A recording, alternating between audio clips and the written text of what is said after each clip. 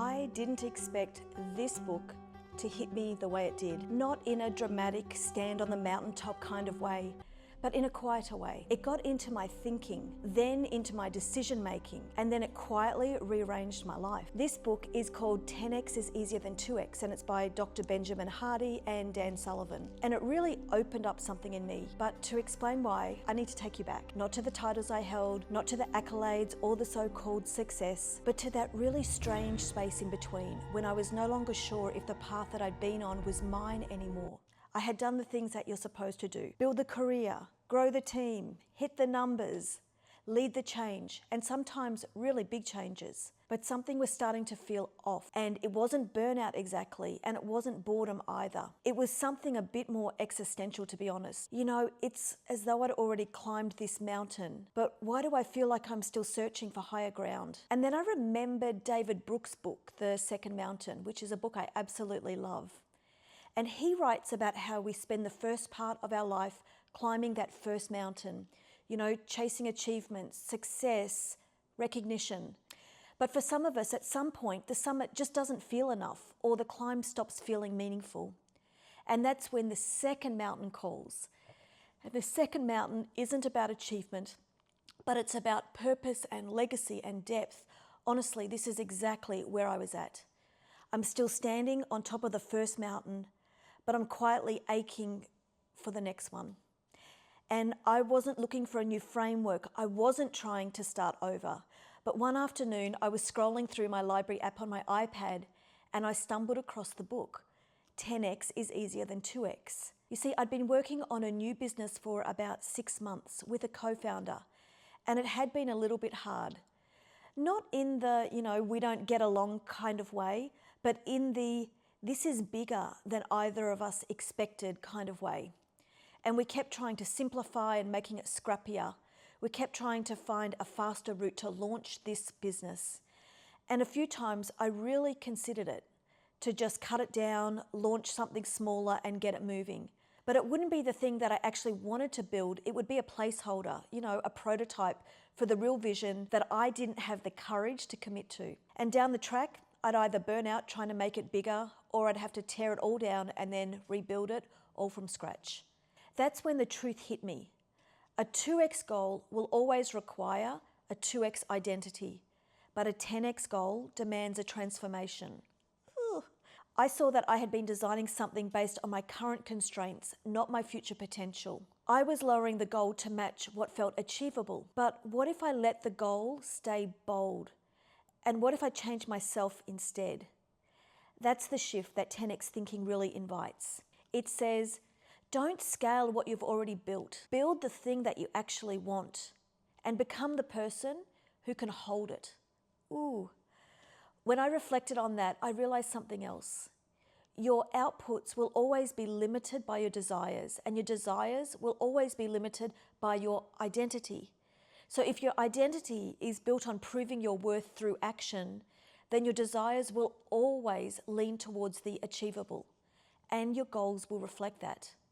But when your identity starts to shift towards vision, purpose, alignment, then your goals get bigger. And no, not because of ego. Well, I don't think it's because of ego anyway, but it's because they finally match what truly is possible, and then that changes absolutely everything. Now, my brain went straight to the obvious. More output, more hustle, more hours. And that's what I'd always associated with 10x. But that's not what this book is about. In fact, what it proposes is something far more radical. Just blows my mind. It says that 10x is not about doing more, it's about doing less but better. It's about leaving behind 80% of what you're currently doing. 80%? Are you kidding me? 80%. 80% gone. Not because it's bad, but because it belongs to the version of you that got you here, not the version that's meant to take you where you're going next. Now that idea totally stopped me in my tracks because I'd built an entire identity around being the one who could do it all. The one who knew the system, who made it work, who held it together. Yet there I was, staring at me in black and white. The person you've been is not the person you need to become. I read that, probably 3 times. And then I had to put the book down because I wasn't ready, or at least not yet. This wasn't about stopping the things that I disliked. It was about releasing the very things I had been praised for. I've always called them my superpowers, the talents that I leaned on in every job that I've had, the responsibilities I would always take, the talents I leaned into in every job, the responsibilities I always said yes to, the roles I could play in my sleep, the things that made me feel valuable, that made me needed. And that's the brutal part of this idea, that 10x isn't about doubling down on everything you're good at. It's about doubling down on the one thing that changes everything. And the cost of that? Letting go of the rest. Even if you're excellent at it, even if people expect it of you, even if it's safe, that's the 80%. Now, I had to sit with that for quite a while because I've spent years helping others define their superpowers. And now I was being told that in order to go 10x, I had to strip it all back. Not to what I could do, but to what I must do. What's essential, what's aligned, what only I could do next. And that meant saying no to projects, roles, tasks, clients, even part of my identity that once made me feel competent. It's not easy, but it is freeing. Now, I want to be honest about this next part because we love to talk about reinvention like it's this bold, fiery, phoenix rising moment. But that's not how it happens, at least not for me. For me, it looked like a lot of silence and a lot of late night journaling where the question wasn't, what do I want to build? But rather the question was, who am I becoming? Once I understood that 10x isn't about ego, it's about alignment, I couldn't unsee that. So in this series, I'm going to take you deep into the psychology behind 10x thinking. Why thinking 10x actually frees up your time, your mind, and your creativity. Why it's not reserved for founders or CEO, but it's essential for anyone who wants to make more impact. And why the hardest part is not the leap forward, but letting go of what no longer serves you. And I'll share how I've applied it, not just in my business, but how I set some new boundaries, how I choose what's worth my energy, and how I think about future opportunities, clients, and even friendships. So if you're feeling like you're ready for something more, but you don't want to do more, if you're craving clarity, not just a career pivot, if you're curious about becoming the version of you who operates on an entirely different level, then I want you to stay with me because this isn't just a video, it's a reorientation and a return to your most essential work. Not the work you were given, but the work you were called to do. So let's just get this out of the way. 10x does not mean work 10 times harder. It doesn't mean longer hours or pushing yourself to the brink. In fact, it's the opposite. 10x is about doing less, but making it count more. Now, here's the pause here, because this right here is where most people feel this tension, because that line sounds like a contradiction. After all, we've been taught that more results come from more input, more hours, more output, more commitment, more grit. So when someone says, do less to go further, it feels like a paradox. But 10x doesn't promise less effort. It promises more focused effort. And in fact, it asks more of you, not in quantity, but in clarity. Because when you decide to do fewer things, you remove the buffer. You can't hide behind the busyness anymore. What you choose to do, it has to work. And that is the paradox. Doing less is actually harder because it demands more courage. But it's also more effective because it removes distraction. It's a quieter kind of difficulty. It's less frantic, more precise, and honestly, I think it's even more powerful. So think of it like this. 2x is linear, 10x is exponential. And here's the core idea of all of this. 2x growth is doing more of what's already working.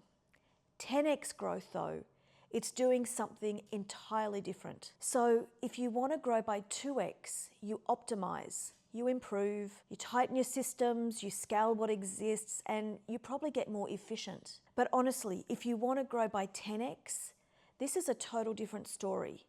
You eliminate, you destroy, you invent, and that's why it's easier. Here's what I'm finding. I'm not finding it's easier emotionally. You know, letting go of 80% of your current identity, your projects, your reputation, your comfort zone, it's terrifying, but it's easier in this sense. There's less friction because you're no longer dragging this heavy, misaligned structure with you. You're not forcing the old system to grow. You're actually building a new one. And when the system fits the vision, the energy flows so much more freely. Replacing your current system, what does that even mean? I said something that might have made your brain do a little bit of a backflip. 10x doesn't just ask you to simplify, it asks you to replace your current system entirely. So let's sit with that for a second. What does it even mean to replace your system? It means that the way you currently spend your time, measure your progress, define success, respond to pressure, solve problems, choose what's important, all of that, it has to evolve, not be improved, but actually rebuilt. That doesn't happen overnight. You don't burn it all down in one go, but it starts with one brave question. What if the way I've been operating is no longer aligned with where I'm going? Sometimes we don't need a better way to work harder. We need a different operating system altogether. And that's what this book gave me. It gave me permission to pause, permission to tear some things up, and permission to start again, this time with intention. So let's break this down with a concept I've been thinking a lot about lately, which is asymmetric effort. Not all effort is created equal. One action can open 100 doors. One conversation can lead to 10 opportunities, and one decision can remove 20 others. 10x thinking trains you to look for those moves, the ones that collapse time, the ones that create leverage, the ones that don't just keep the engine running, but they change the entire vehicle. This is where we move from activity to impact. It's where we move from motion to movement. This reminds me of a story I recently heard in an interview with Kevin O'Leary, you know, Mr. Wonderful from Shark Tank. And he talked about the time that he worked on educational software for Steve Jobs. And what Steve was relentless about every single day was thinking, what's signal and what's noise? So he basically wanted clarity, and he wanted it really fast. He didn't care how many things were on your to-do list. He cared about which one thing moved the mission forward. And that's what I've discovered to be the energy of 10x. It's about being unapologetically committed to the few things that matter most. Not because everything else is bad, but because focus is the ultimate force multiplier. Steve Jobs knew it, O'Leary saw it, and now we're being invited to live it. So imagine you're wearing 10x glasses. Suddenly, that project you've been dragging along, you realize it's just not aligned with the future you. That meeting that you keep saying yes to, that's not part of your 20%. Or that client who keeps draining your energy, that client doesn't belong in your new vision. 10x forces clarity. It makes you draw a line, and it says, you don't get to be all the things to all people anymore. You only get to be you, but 100% you. And if you've read the title of my upcoming book, Clarity in Chaos, this is exactly what I mean by that. Clarity isn't something that you get when the storm passes. It's the decision to simplify in the middle of the storm. Chaos doesn't always come from external pressure. It often comes from saying yes to just too many things that don't align. So here's a simple thought experiment that you might want to try. If you could only work on one thing this year, just one project, one business, one idea, one type of client, one area of growth, what would it be? Now ask, is that what you're spending most of your time on? If not, there's a gap, and the 10x mindset helps you to close it. Not just for entrepreneurs, and let me say this clearly because it's important. You do not need to be an entrepreneur to think this way. You don't have to start a business. You don't have to quit your job. You don't have to burn the system down. 10x thinking is about alignment and boldness, and that applies just as much to employees as it does to founders. It applies to, that one project that has been quietly holding you back. It applies to the pitch that you've been afraid to give. It applies to the ideas that have been sitting in your notes app for 2 years. The version of you that shows up at meetings hoping to blend in instead of break through. 10x is the person who's tired of the incremental. It's for the person who knows they're capable of more.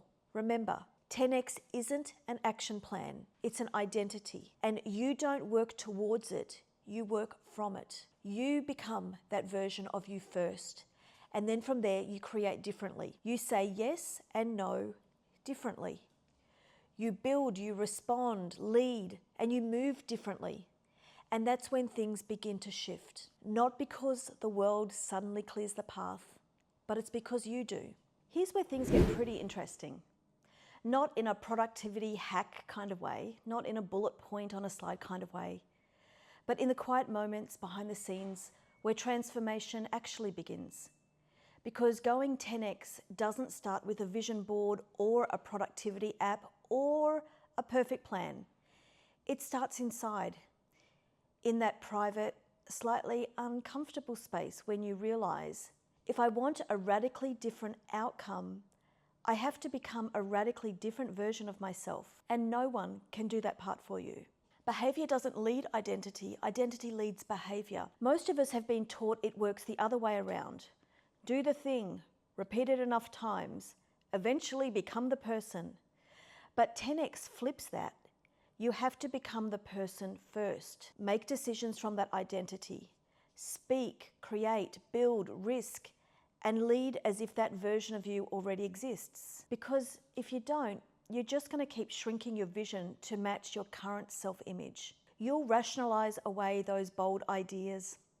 You'll choose safety over resonance. So let's be clear though, 10x is not about earning the right to become the next version of you. It's about claiming it now and then walking that out in real time. Here's the part nobody talks about. There's a grief that comes with 10x. Quiet, sometimes disorienting grief. Because to go 10x, you have to release the current version of you. Even if she's competent, even if she's respected, even if she got you here. You have to let her go, not because she failed, but because she completed her assignment. And if you hold on too tightly, she'll become the ceiling. The 10x mindset forces you to face this death of habits, of roles, relationships, ways of thinking, patterns that protected you.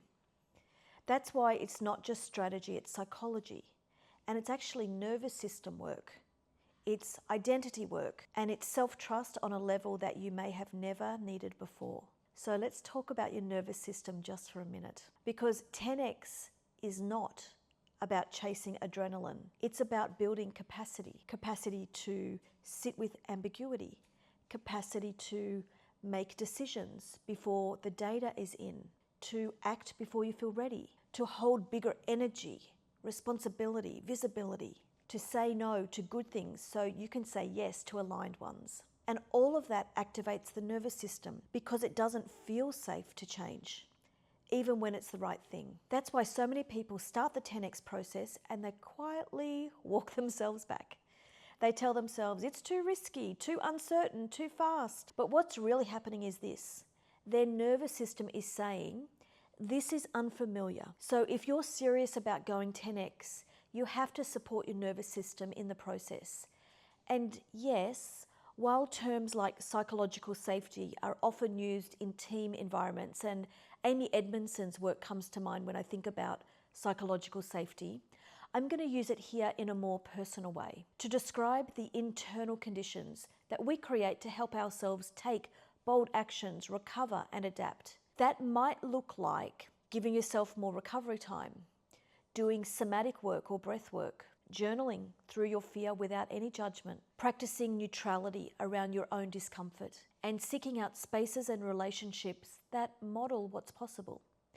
Now listen, whatever you call it, inner safety, self-regulation, nervous system hygiene, the point is 10x requires your whole system to evolve, not just your strategy. I've talked about eliminating the 80%, But here's where that gets psychological. Most of us hold on to things because of identity attachment.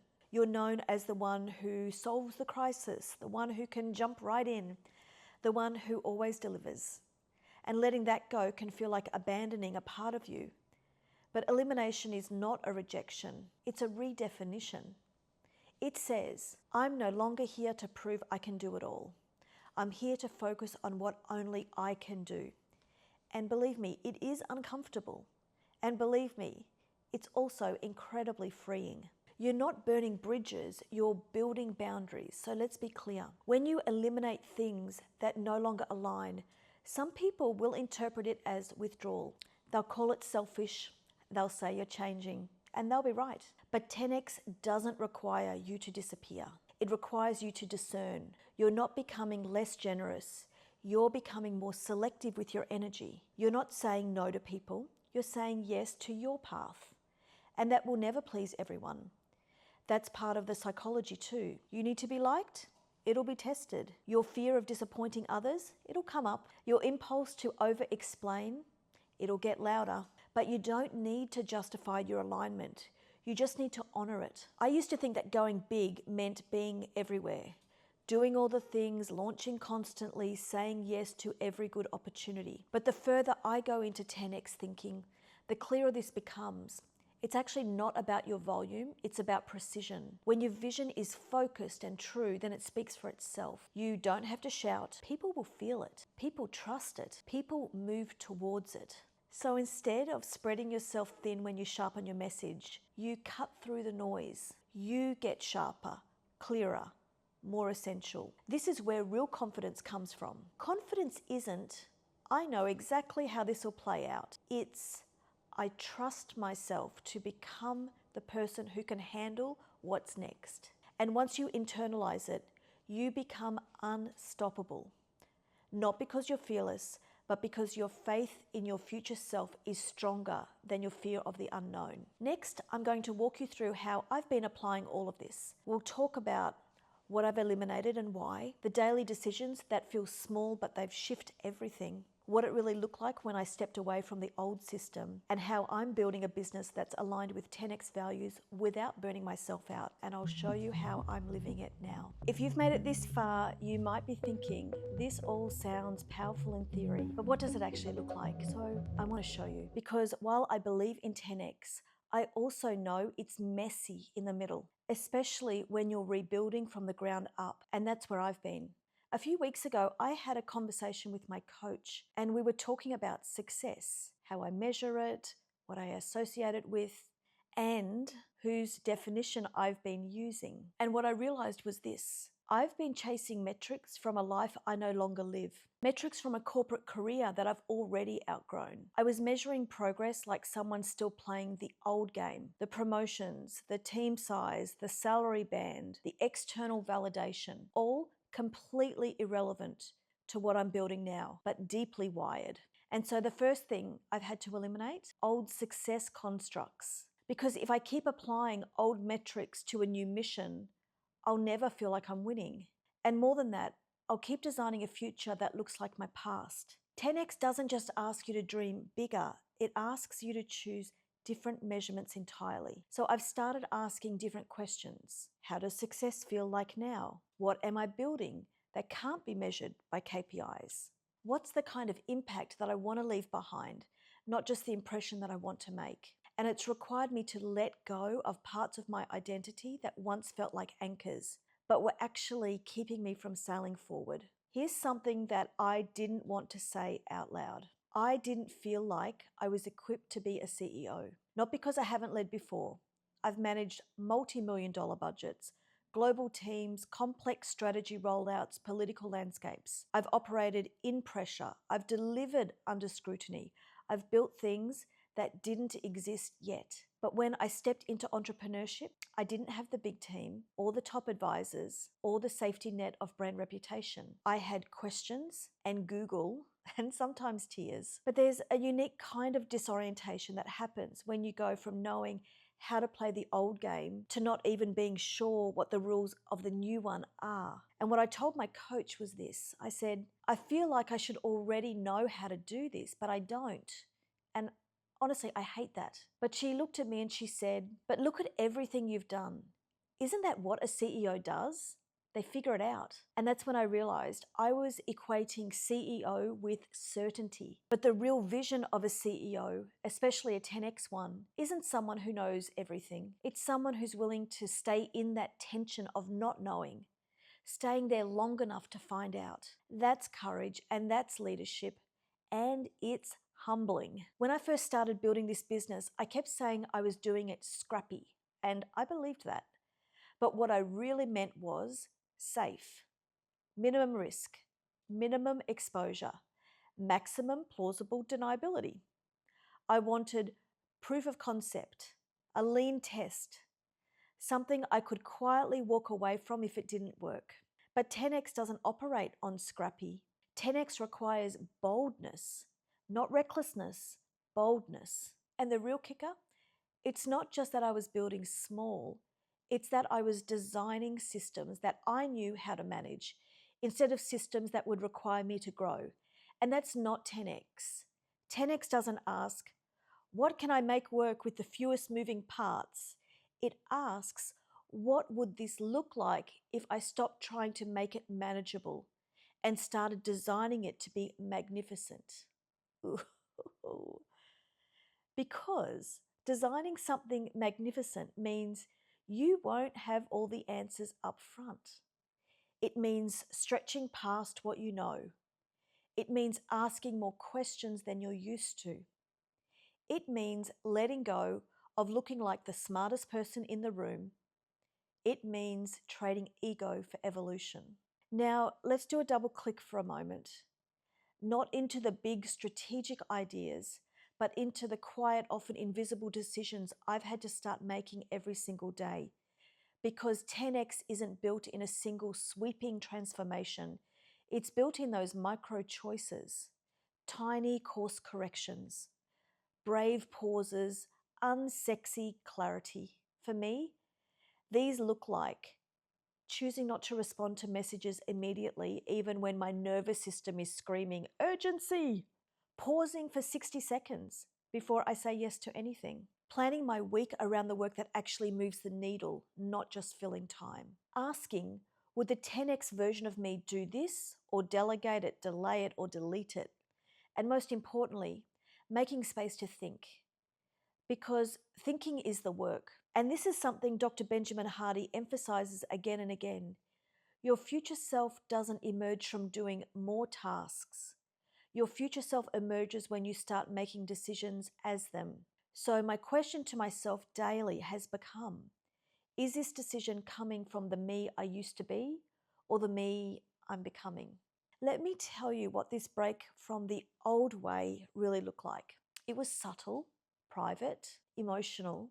It looked like closing my laptop at 3 p.m. one day and realizing I had no boss to report to, and feeling both liberated and completely unmoored. It looked like instinctively checking for a meeting invite and then remembering I'm not in that calendar ecosystem anymore. It looked like realizing I had internalized urgency, that I was still trying to prove my worth through responsiveness, that I still equated slowness with weakness. I had to unlearn the speed, the structure, the constant pressure to justify my existence. I had to unhook myself from what Hardy would call an environmental identity, the identity formed by being in proximity to high stakes, high pressure ecosystems. And instead, I had to start designing a deliberate identity, one that I chose, one that served the future and not the history. What I'm building now is shaped by the same question I keep returning to. How do I build something 10x and not burn out, trying to prove I'm worthy of it? Here's what that's looked like so far.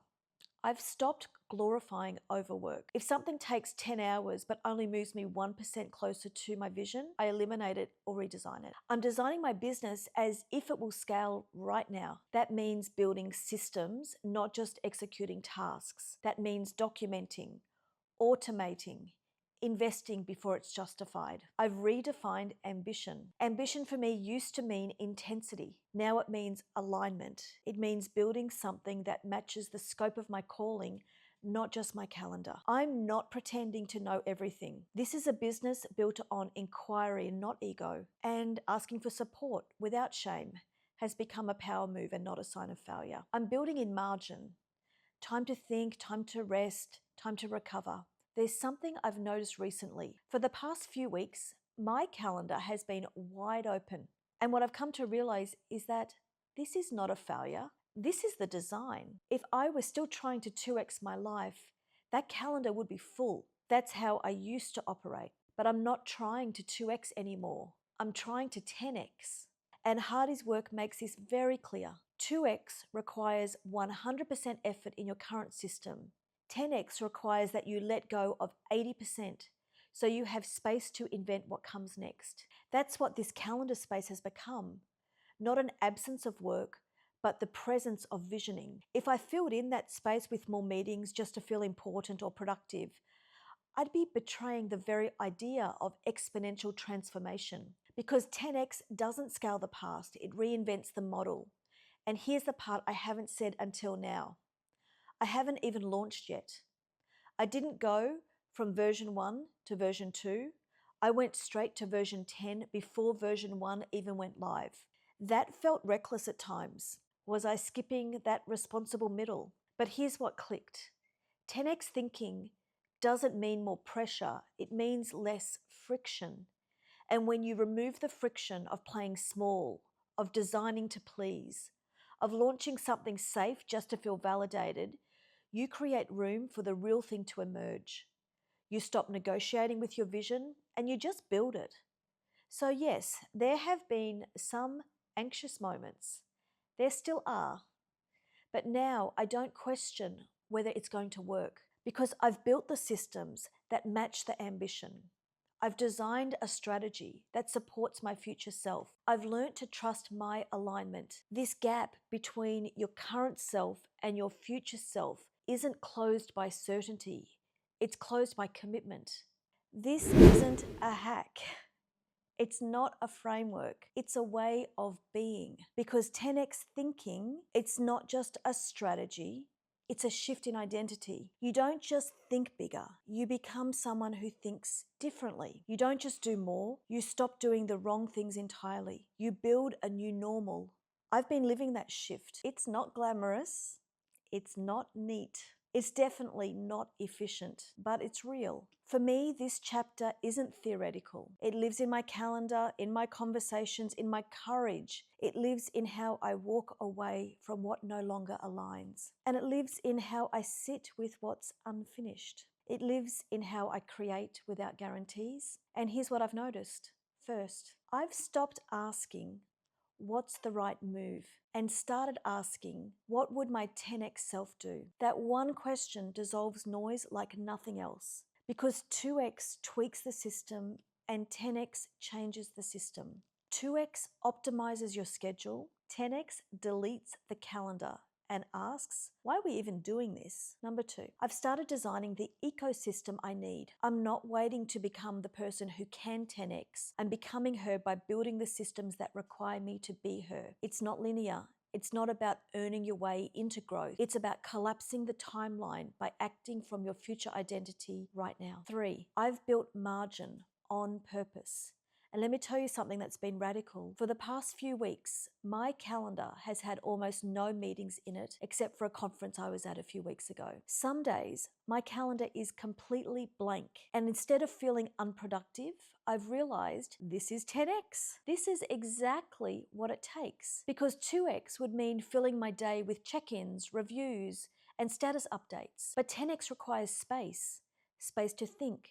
Space to invent, space to imagine something new, not just execute the old. It's the reason I can go straight to version 10, even though there was never a version 1.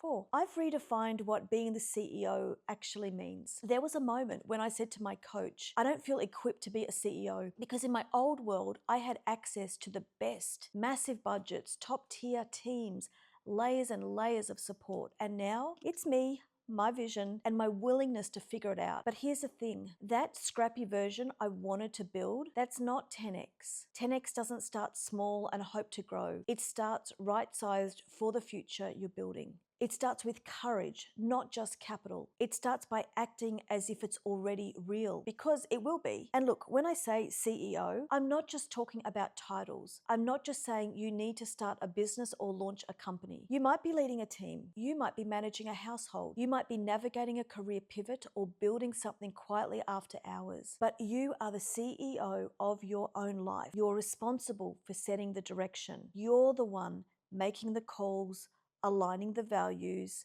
managing the energy. You get to decide what deserves your time and what doesn't. So when I say CEO, I'm meaning the version of you who's no longer waiting for permission, the version who doesn't need the corner office to own their power. You don't need a C-suite title to operate with clarity. You just need to believe that you're allowed to redesign how you lead yourself. And if you can own that, everything changes. 5, I've stopped measuring success by old definitions, and this one is really big for me. I was measuring success by outdated metrics, ones that made sense in the old world that I came from. But I'm not building that anymore. And that means I need new measures of success, ones that align with what matters now. 10x isn't just about scaling your results. It's about shifting your identity. And with that identity comes a new compass. You stop asking, how do I do what I already know a little faster, a little better? And you start asking, what if none of this is the mountain that I'm meant to climb? And that brings us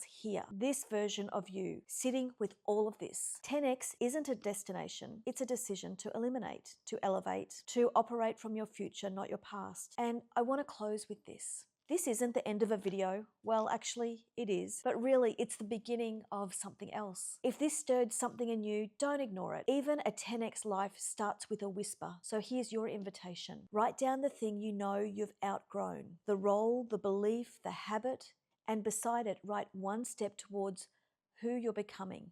That's it. You don't need to know the whole staircase, just the step. And as you do, remember, you don't have to burn out to rise. You're not behind. You're just at the edge of something exponential. If you enjoyed this video, please like and subscribe, and I'll see you on the next one. Bye for now.